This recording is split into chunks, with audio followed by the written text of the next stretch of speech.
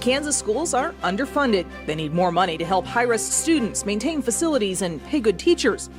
Kansas schools need to handle their money better. They're getting more money than ever before. Why aren't students doing better? This is the heart of the argument over school funding in Kansas. Who's right? Who's wrong? What will it take to bring an end to the lawsuit merry-go-round the state is on? That's what we're talking about today in a special episode of Kansas Week, starting right now.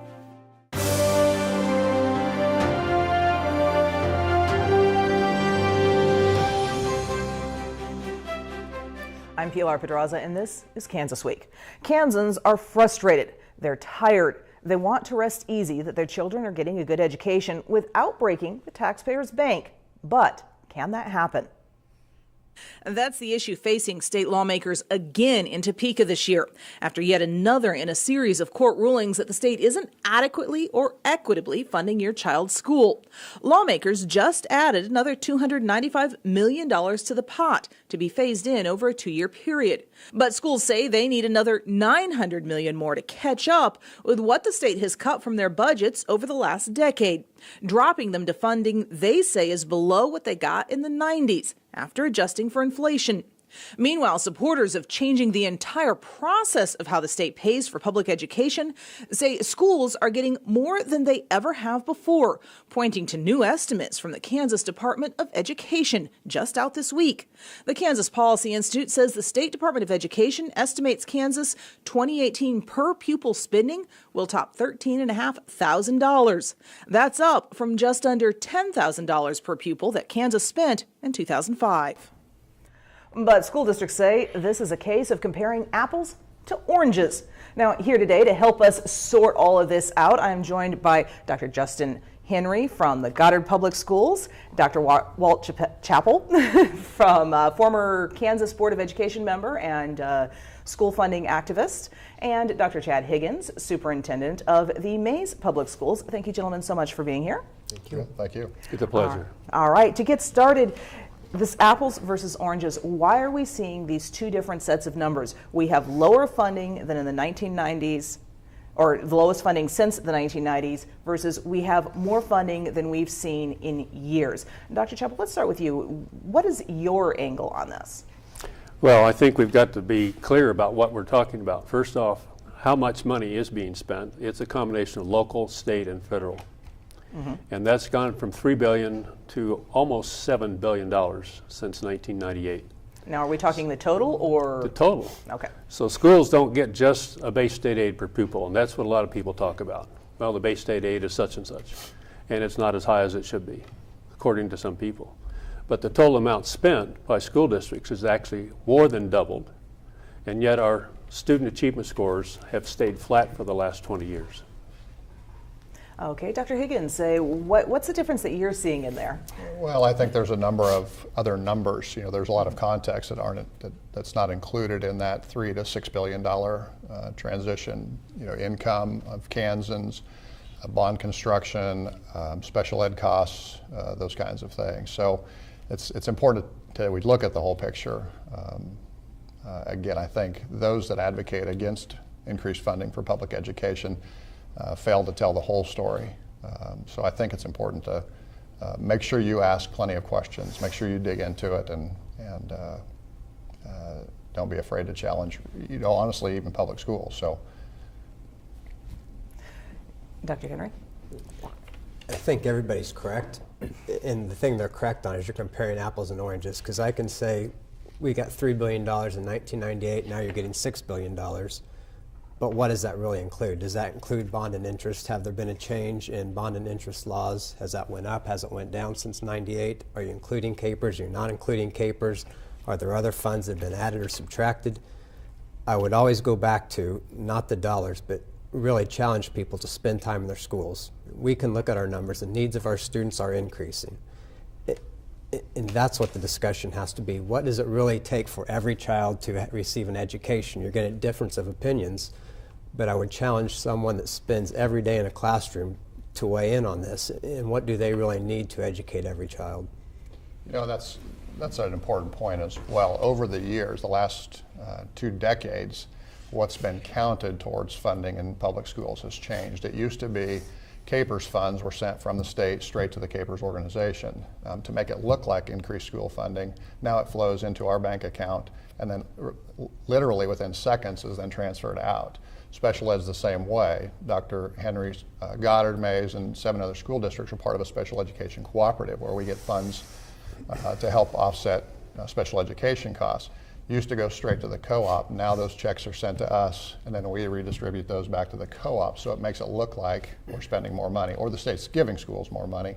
The most recent example is, local property taxes go to the county, and the county used to then distribute that money straight to the schools. The state has now changed the rules, so they're collecting that money and distributing it back to the schools. That also makes it look like the state's giving schools more money. It used to be county taxes. So again, it's a shell game, more than apples and oranges in my mind.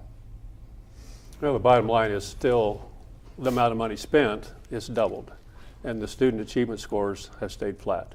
We only have 1 in 3 kids in our state that are proficient according to the state assessments, the NAEP scores, and ACT tests that kids take to go to college. So for many people, they say, okay, we've doubled the amount of money spent, you want more. What's that going to achieve? How do we get to the kids that are really looking for career skills that they don't get in our public schools? We need more of that. And with the Kansas State Board of Education effort now on individual plans of study, that's a tremendous step forward. I really strongly support what Dr. Watson's trying to do there in the state board. But we've got to change the formula. We've got to change the way in which we educate kids. We need to get them excited about learning. We can't keep doing the same old and expect things to get any better. And that's going to take resources. If you just look at our students that qualify for IEPs, our enrollment since 11-12 has increased 7%, but the number of students on IEPs increased 34%. And there's a variety of reasons for that. One is we've had to increase class size, so maybe a teacher that could individualize instruction with 22 kids can't do it at 32. So how do I get them the needs? Then they qualify for special ed IEP.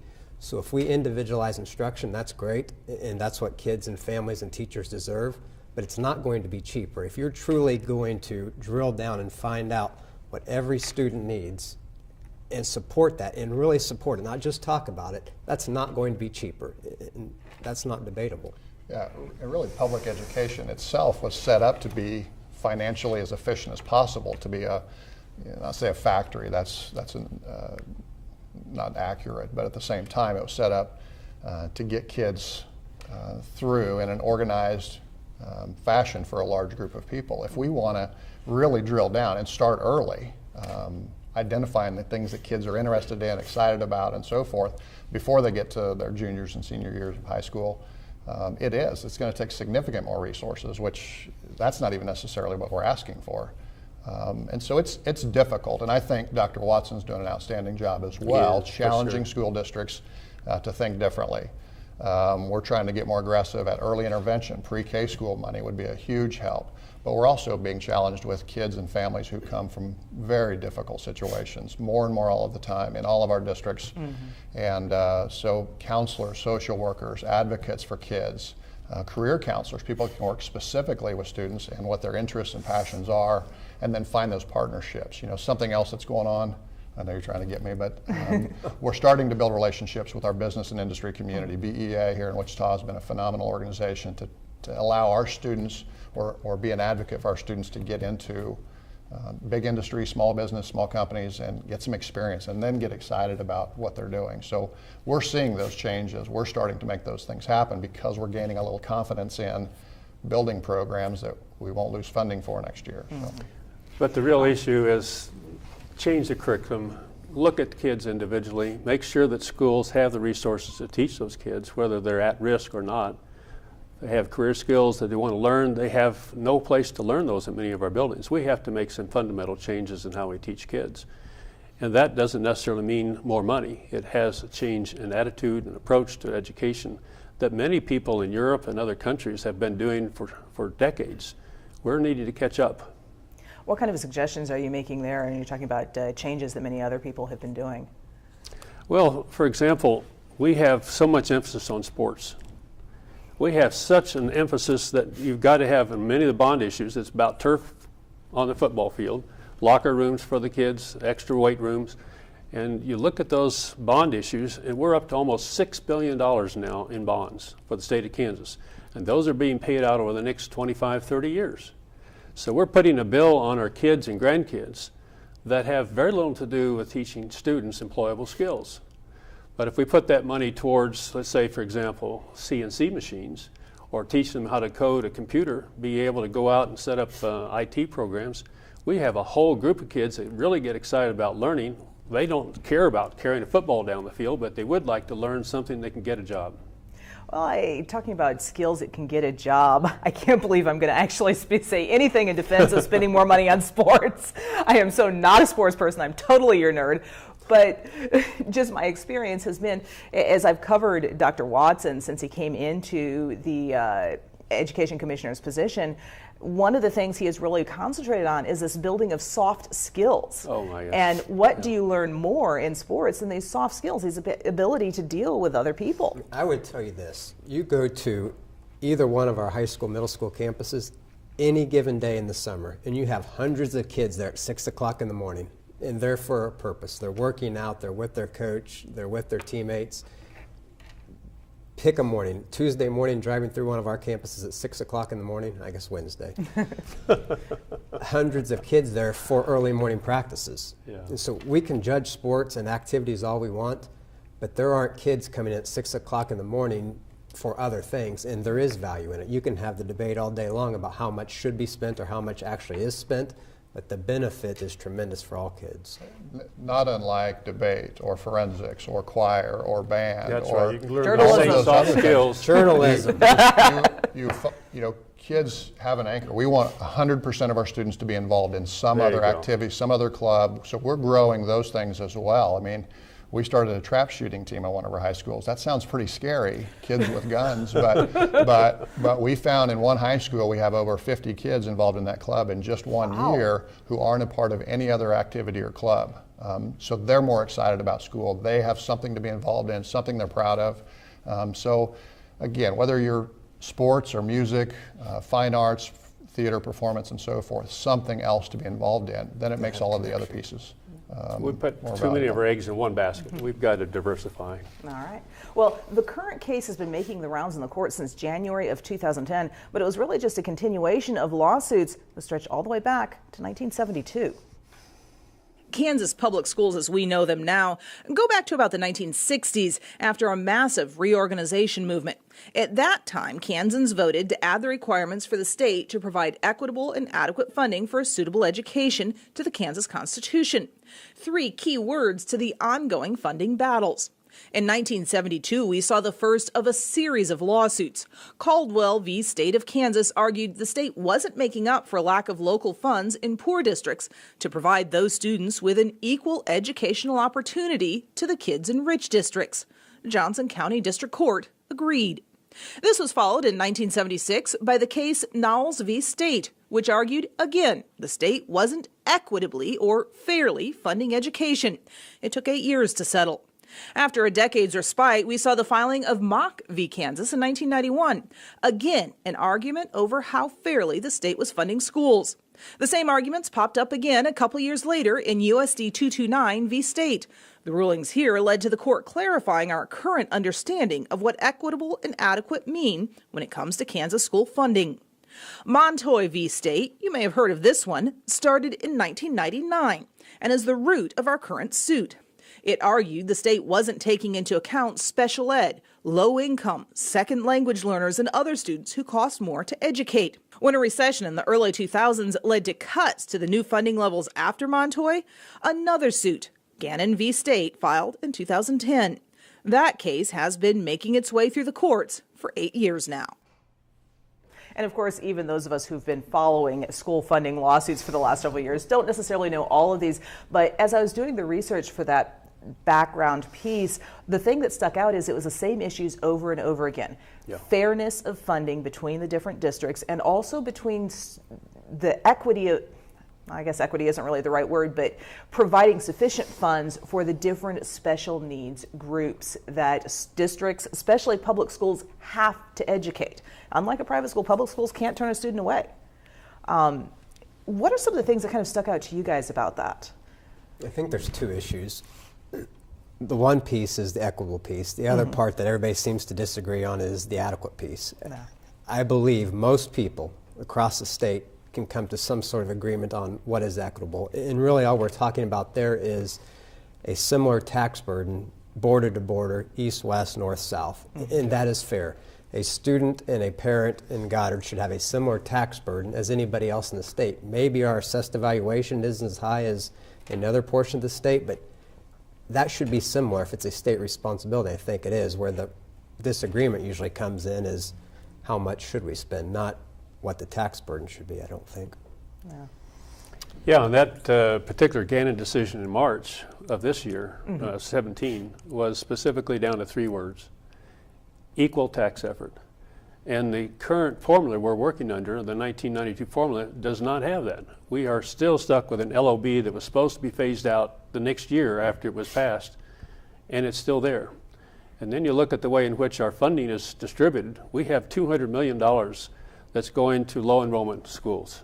Those are schools with 1,600 students or less. And right off the top, that's 76% of our school districts are receiving that $200 million just because they don't want to combine their resources and make it so that their districts are actually functioning as a large enough unit to help those kids learn and get the resources they need. If we work through the resource centers, which there are 7 of those, we'd have an opportunity to reduce by almost $500 million the amount of money being spent on duplicate administrative and non-instructional costs. It's amazing how much money is there that's being spent for not educating the kids that could be used to get it down to the classroom. Well, I'm going to say from my personal experience, there are many things that are considered administrative costs that to me are classroom costs. You know, when I go and make photocopies for handouts for my kids, that's considered administrative cost.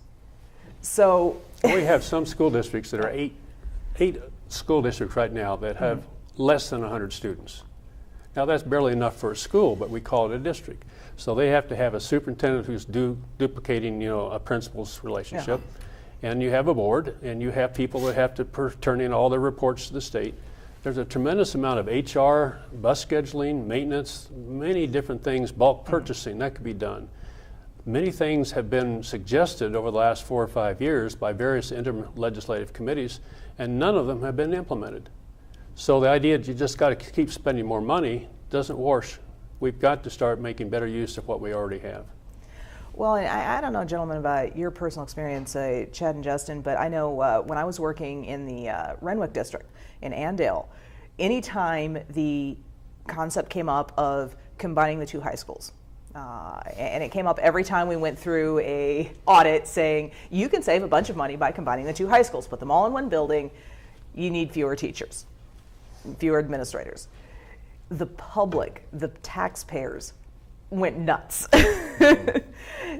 Is this similar to what you guys see as you've worked in different districts? I know, Chad, you worked in a smaller district for a while. I've really, until now, I've been in small school districts, even when I went to school. And there's huge value in those.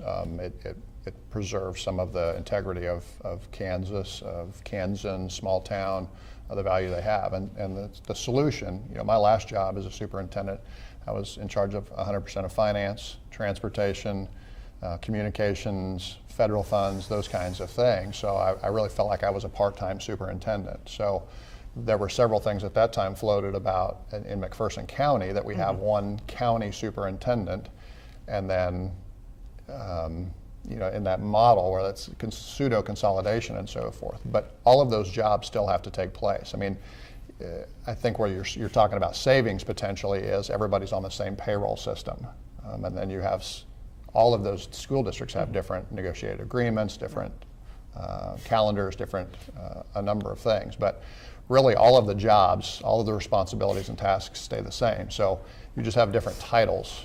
So consolidation isn't as easy as Dr. Chappell makes it sound, and then politically significantly harder than it sounds. When you have to be the legislator that makes those decisions, that goes into those communities and tell them, you're not going to have an elementary school anymore, or you're not going to have a school, period. That is what this is about. It's reorganizing school district boundaries and not closing schools.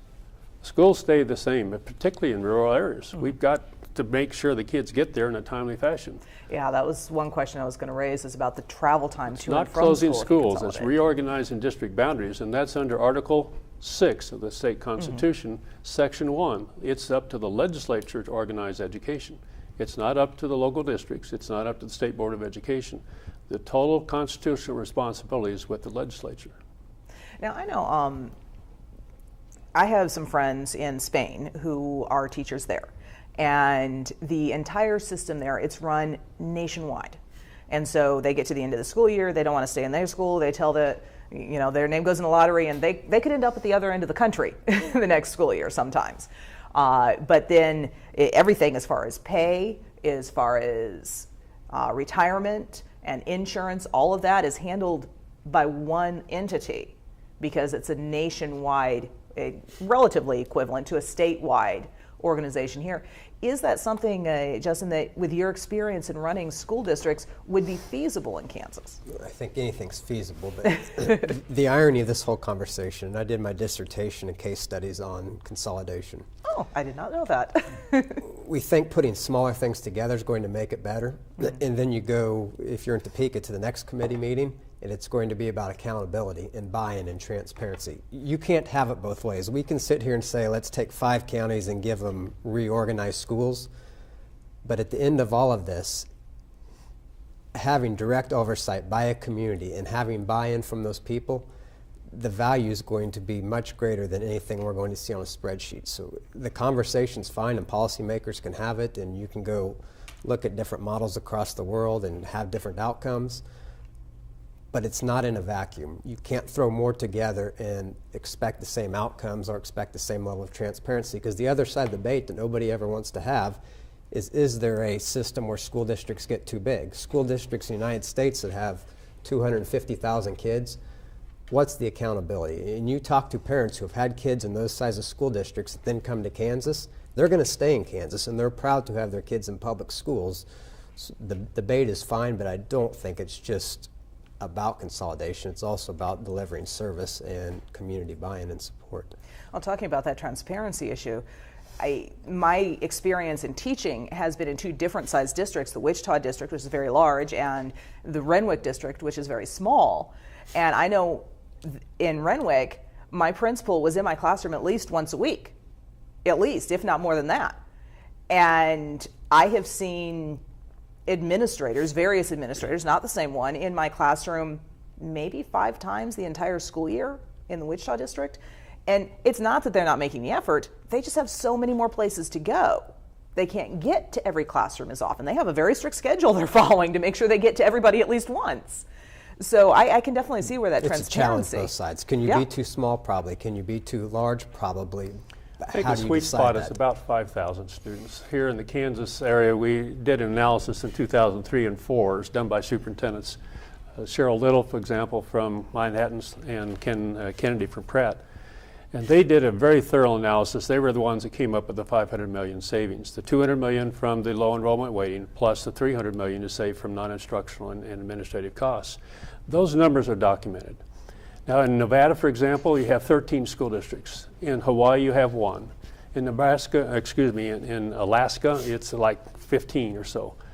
Now, we've got lots of examples right here in the United States where we haven't had so many. What we started with in Kansas was 1-room schoolhouse. Yep. So every farmer and family around that school had interest in that building. Now those 8,000 school districts have been whittled down to 330. We're down to 286. But when we have 76% of our school districts with less than 1,600 students, we could really make a lot of difference in how we spend our money if we reorganize now. Well, and one thing you bring up that I think is very interesting is that looking at other states, Kansas is by no means the only state dealing with these funding questions in the courts. Delaware became the latest state to face a school finance lawsuit filed just this last week over adequate funding for disadvantaged students. The only states not to have at least one lawsuit filed against them over school funding since the 70s are Nevada and Utah, both of which are rumored to be facing lawsuits later this year. An interesting note, school funding lawsuits took off in the 70s as taxpayers began to revolt against ever-increasing taxes, symbolized by the passage of Proposition 13 in California that froze property taxes there, the main funding for public schools in most states. But those lawsuits really took off after the introduction of state and federal educational standards in the 90s and what many consider unfunded mandates from the federal government. And those are two things that I've heard from lawmakers and from school leaders and workers across the state. One, Kansans want perfect schools. They don't want to pay for it. And two, unfunded mandates from the federal government. Justin, let's start with you. What has been your experience with that? It's hard to define because it's easy to say, well, we have all these mandates. Yeah. Usually something that's perceived as a mandate, there's a reason, and somewhere in the system something's went awry and now you have a mandate. So when you're doing reports, you're doing different things within your district that are response to what you feel is a mandate. If you can step back a little bit, there is value in doing that. The challenge is, just like everything else, it's one more thing. And so as you're trying to put as many resources in the classroom as possible, and then you have state, federal, local, county reports or accountabilities that you need to follow, that makes it hard. So it's more of a frustration and a talking point than if you can really go back and define, here's where efficiencies are by these unfunded mandates. And the best example is special education from my perspective. A moral imperative. We do phenomenal work with special needs students, but it's more challenging financially to find the staffing and those kinds of things.